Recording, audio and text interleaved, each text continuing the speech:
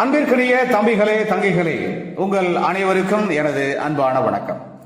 ஒவ்வொரு திருக்குறளின் மேன்மையான கருத்துக்களை இவ்வுலகெங்கும் வாழுகின்ற மாணவ மாணவியராகிய தாங்கள் அனைவரும் தெளிவாகவும் சிறப்பாகவும் அறிந்து உணர்ந்து உன்னதமான மேன்மையான ஒவ்வொரு திருக்குறளையும் அதில் சொல்லப்பட்டுள்ள உன்னதமான உயர்வான கருத்துக்களையும் நீங்கள் உங்களது தேர்வுகள் எழுதுவதற்கும் அதே சமயத்திலே அந்த மாண்புமிக்க மேன்மை தாங்கிய கருத்துக்களை கொண்டு உங்களுடைய வாழ்க்கை பயணத்தை, வாழ்க்கை பாதையை செம்மையாகவும் அன்புடனும் அறத்துடனும் மற்றும் ஆக சிறந்த அனைத்து விதமான திருக்குறளில் சொல்லப்பட்டுள்ள பண்பு நலன்கள் உடனும் அமைத்துக் கொள்ள உதவுவதே இந்த கருத்தாக்கத்தினுடைய நோக்கமாகும். அந்த வகையிலே இன்று நாம் எடுத்துக்கொள்ளும் திருக்குறள் எண் 325 அறத்துப்பாலிலே துறவரவியலிலே கொல்லாமை என்கின்ற அதிகாரத்திலே அமைய பெற்றுள்ள அந்த திருக்குறள், நிலை அஞ்சி நீத்தாருள் எல்லாம் கொலை அஞ்சி கொல்லாமை சூழ்வான் தலை. நிலை அஞ்சி நீத்தாருள் எல்லாம் கொலை அஞ்சி கொல்லாமை சூழ்வான் தலை. நாம் இப்பொழுது இந்த திருக்குறளின் வார்த்தைகளுக்கு தனித்தனியாக பொருள் காணலாம். நிலை அஞ்சி நீத்தாருள் எல்லாம் என்றால் இந்த உலகியல் வாழ்க்கையின் நிலைதனை கண்டு அவ்வாழ்க்கையினை விரும்பாமல் துறவற வாழ்க்கையினை மேற்கொண்டவர்கள் எல்லோரையும் விட கொலை அஞ்சி கொல்லாமை சூழ்வான் தலை என்றால் பிற உயிர்களை கொலை செய்வதற்கு அஞ்சி கொல்லாமை என்கின்ற அற வாழ்க்கையினை கடைபிடித்து வாழ்பவரே தலை சிறந்தவர் ஆவார். அதாவது இந்த உலகியல் வாழ்க்கையின் நிலைதனை கண்டு வாழ்க்கையினை விரும்பாமல் துறவற வாழ்க்கையினை மேற்கொண்டவர்கள் எல்லோரையும் விட பிற உயிர்களை கொலை செய்வதற்கு அஞ்சி கொல்லாமை என்கின்ற அற வாழ்க்கையினை கடைபிடித்து வாழ்பவரே தலை சிறந்தவர் ஆவார் என்பது இந்த திருக்குறளின் அற்புதமான கருத்தாகும். நாம் இப்பொழுது திருக்குறள் சம்பந்தமான ஒரு தகவலை தெரிந்து கொள்ளலாம். ஒருவர் இந்த மனித வாழ்க்கையிலே பெறுகின்ற உன்னதமான உயர்ந்த இன்பம் என்பது அற வாழ்க்கை நடத்துவதன் மூலம் அவர் பெறுகின்ற இன்பமே ஆகும் என்கிற நல் இன்பம் குறித்த நற்கருத்தினை வழங்குகின்ற ஒரு ஒப்பற்ற இலக்கியம் திருக்குறள் என்பதை அறிகிறோம்.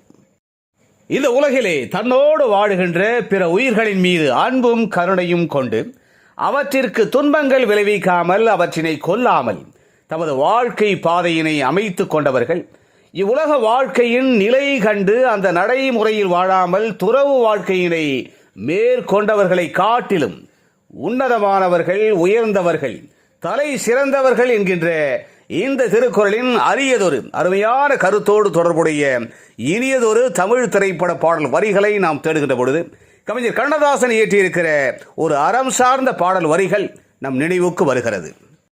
பிற உயிர்களின் மீது அன்பு கொண்டு கருணை கொண்டு அவற்றிற்கு துன்பங்கள் விளைவிக்காமல் அவற்றினை கொல்லாமல் வாழ்க்கை நடத்துபவர்கள் இந்த உலகிலே கடவுளுக்கு இணையாக வைத்து வணங்கப்படுவார்கள், அவர்களே கடவுளும் ஆவார்கள் என்கின்ற மிக அற்புதமான வாய்மை மிக்க அறம் சார்ந்த மெய்ப்பொருளை உணர்த்துகின்ற அந்த மேன்மை மிக்க பாடல் வரிகளிலே ஒரு நாயகன் கூறுவார், பிற உயிரினங்கள் துன்பப்படுகின்ற போது அவற்றின் மீது அன்பு கொண்டு அவற்றினை காப்பாற்றுகின்ற, அவற்றின் துன்பத்தை நீக்குகின்ற, கருணை பொங்குகின்ற உள்ளம் கொண்டவர்கள் கடவுள் வாழ்கின்ற இல்லம் தன்னை தனது உள்ளத்திலே கொண்டவர்கள் ஆவார்கள். ஆனால் இந்த உலகிலே பெரும்பான்மையானவர்கள் கடவுளை வெளியில் தேடி அலைகின்றார்கள், கருணையை அவர்கள் மறந்து வாழ்கின்றார்கள் என்று. கருணை இருக்கின்ற இடமே கடவுள் வாழ்கின்ற இடம் என்கின்ற மிக அற்புதமான மேன்மை மிக்க உயர்ந்ததொரு உன்னதமான மெய்ப்பொருளை உணர்த்துகின்ற அந்த கருத்தினை விளக்குகின்ற அந்த அற்புதமான பாடல் வரிகள் இடம்பெற்ற தமிழ் திரைப்படம் 1961 வெளிவந்த பாவ மன்னிப்பு. கவிஞர் கண்ணதாசனின் அந்த அற்புதமான பாடல் வரிகளுக்கு MS விஸ்வநாதன் இனிமையாக இசை அமைக்க TM சௌந்தரராஜன் மிக சிறப்பாக பாடுகின்ற அந்த தத்துவ பாடல் வரிகள் இதோ என் குரலில் உங்களுக்காக. கருணை பொங்கும் உள்ளம் அது கடவுள் வாழும் இல்லம், கருணை பொங்கும் உள்ளம் அது கடவுள் வாழும் இல்லம், கருணை மறந்தே வாழ்கின்றார், கடவுளை தேடி அலைகின்றார். கருணை மறந்தே வாழ்கின்றார், கடவுளை தேடி அலைகின்றார். கருணை பொங்கும் உள்ளம், அது கடவுள் வாழும் இல்லம். கருணை பொங்கும் உள்ளம், அது கடவுள் வாழும் இல்லம். கருணை மறந்தே வாழ்கின்றார், கடவுளை தேடி அலைகின்றார். கருணை மறந்தே வாழ்கின்றார், கடவுளை தேடி அலைகின்றார்.